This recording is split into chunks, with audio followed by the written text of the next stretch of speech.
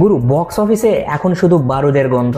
একদিকে টক্সিকের almost 200 million ভিউজের tsunami, অন্যদিকে সিয়ামের রাক্ষসের লুক, আর সাউথের 1000 কোটির প্রজেক্ট। আজকের এপিসোডে মুভি দুনিয়ার এমন সব এক্সক্লুসিভ ধামাকা আছে যা শোনার পর আপনাদের ব্রেন হ্যাং হতে বাধ্য। তো বস কথা না বাড়িয়ে চলুন সোজা ভিডিওতে ঝাঁপিয়ে পড়ি। শুরুতেই আসি বক্স অফিসের সেই মহাযুদ্ধের খবরে। চারিদিকে এখন শুধু টক্সিকের টিজারের জয়ধ্বনি। গত 19 তারিখে রিলিজ হওয়া টিজারটি তামিল, তেলেগু, কান্নাডা এবং হিন্দি সবগুলো ল্যাঙ্গুয়েজের ভিউজ একসাথে করলে মাত্র 24 ঘন্টায় ইউটিউবে প্রায় 197 মিলিয়ন ভিউজ তুলে নিয়েছে। ক্যান ইউ ইমাজিন, একটা টিজার যদি স্কাই রকেটের মতো 197 মিলিয়ন ভিউজ টানে, তাহলে মুভির হাইপটা কোন লেভেলে রয়েছে সেটা একবার ভাবুন। কিন্তু গুরু, ধুরন্ধর 2 এর টিম কি আর চুপ করে বসে থাকার পাত্র?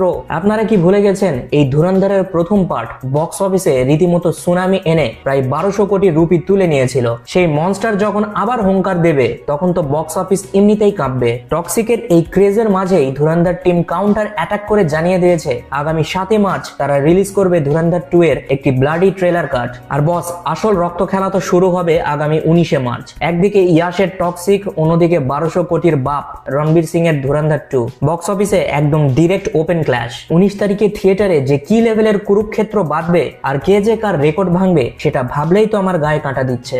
এবার আসি আমাদের ঢালিউডের এক সাইকো আপডেটে। মেহেদী হাসান হৃদয় পরিচালিত রাক্ষস মুভি থেকে সিয়াম আহমেদের একটি ভিনটেজ লুক প্রকাশ পেয়েছে। সাদা কোট প্যান্ট, ভেতরে ব্লাড রেড শার্ট, কাঁধ পর্যন্ত লম্বা চুল আর হাতে একটা জ্বলন্ত সিগারেট। কোন এক কারাগারের সামনে সিয়ামকে এই লুকে দেখে মনে হচ্ছে সে যেন এক পাগলাটে ডেডলি ক্যারেক্টার নিয়ে এবার সবাইকে তাক লাগিয়ে দেবে। যাই হোক বস, বাংলা সিনেমার মেকিং এ এমন ডিটেইলিং আর ক্যারেক্টার লুক সত্যি প্রশংসার দাবিদার। সিয়ামের এই রাক্ষস রূপ দেখার জন্য আমি তো ভাই চরম লেভেলে ওয়েট করছি।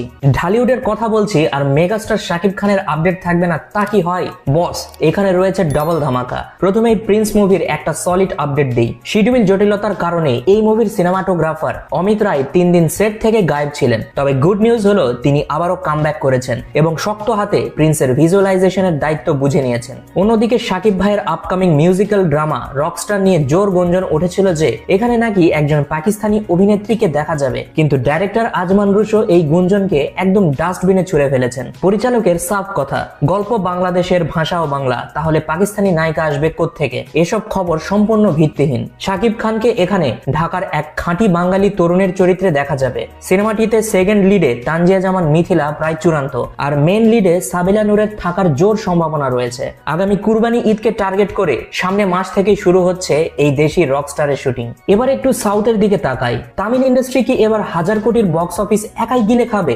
ডিরেক্টর নেলসন জাস্ট একটা প্রোমো ভিডিও রিলিজ করেছেন আর তাতেই পুরো ইন্টারনেট কাঁপছে, কারণ